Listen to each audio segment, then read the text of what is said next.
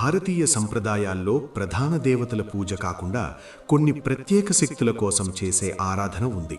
అవి క్షుద్రదేవతల ఆరాధన.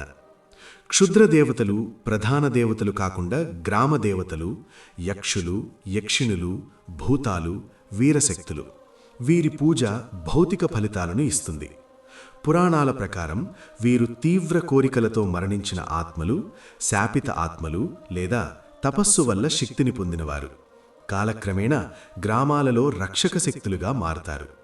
క్షుద్రదేవతల ఆరాధన రాత్రి కఠిన నియమాలు, మంత్రాలు, కొన్ని సందర్భాల్లో మాంస మద్య నైవేద్యంతో జరపబడుతుంది. ఇది తాంత్రిక పద్ధతి. విశ్వాసం ప్రకారం తక్షణ ఫలితాలు, కోరికల సాకారం, శత్రువులపై ప్రభావం. కానీ దీర్ఘకాలంలో కర్మబంధనం, భయం, మానసిక అస్థిరత ఏర్పడే అవకాశముంది. వేదాలు చెబుతున్నాయి, దేవతలను పూజించు, శక్తులను కాదు.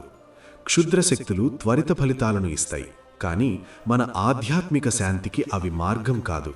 భక్తి, ధ్యానం, సాత్విక ఆరాధన నిజమైన శక్తి.